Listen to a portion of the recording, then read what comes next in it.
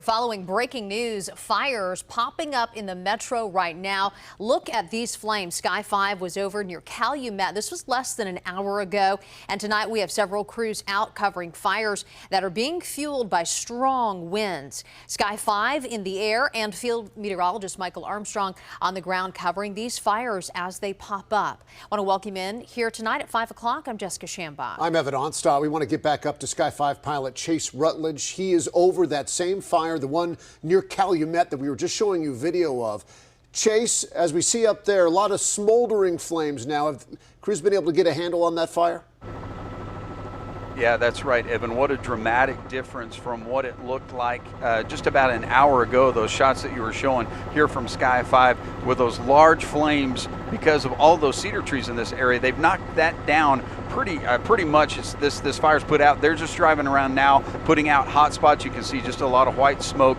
So not a whole lot left to do, but there's still probably a lot of work that's going to take them into the night as these winds continue to cause a problem and create a few more hot spots in this area. We're going to stay up here for a little bit longer and try to cover a little bit more of this, but for now, I'm reporting live from Sky 5. This is about 4 miles to the southwest of Calumet. This is Chase Rutledge. Back to you guys.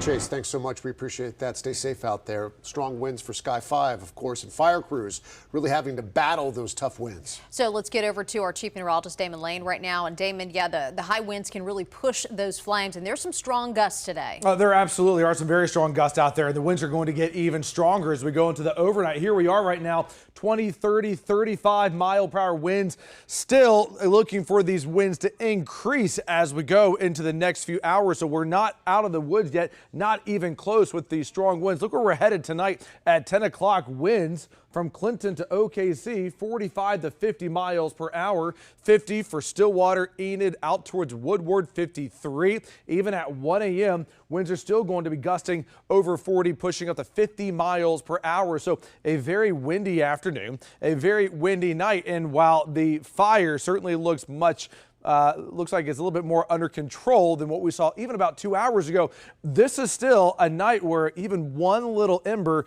can quickly ignite one of these cedar trees, and then all of a sudden we're back to pretty much square one. So that's not what we want to see happen, but the fire department will certainly be out there for a very long time tonight. More than likely, they're going to be there all night tonight and even as we go into the day tomorrow, because it's still going to be at least the type of weather that could certainly get things out of control pretty quickly. I want to send it out to field meteorologist Michael Armstrong in Storm Command. Michael, out to you we go. How are the winds right now out across northwestern Canadian County?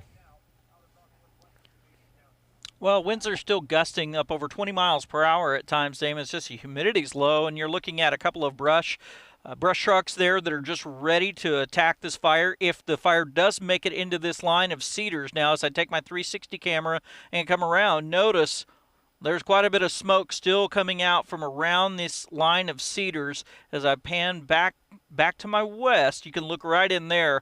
And so there still is fire burning here. And again, all it takes is one of those embers, like you mentioned, to catch one of those cedars on fire, and then that could erupt and start a new grass fire here on the side of it, on the flank, they call it. So this is 1 mile northeast of the Cherokee Trading Post along I-40 out west of El Reno to the east of Hinton. And that's where all of this activity is happening. So we'll continue to watch it. Back to you.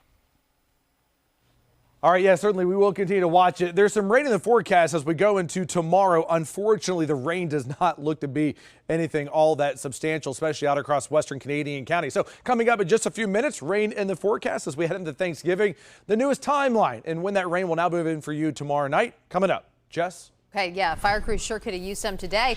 We're following another fire, this in the metro near I-240 and Sunny Lane. Our veteran storm chaser Chris Lee on scene of this fire right now, where crews are just checking on hot spots there. We understand the fire started in a field behind a hotel, the Wood Suites Hotel in that area. But so far, crews say they've been able to keep the flames pushed back. No structure damage, no injuries. No word on what exactly started it, but we'll continue to follow this and keep you updated with any new information.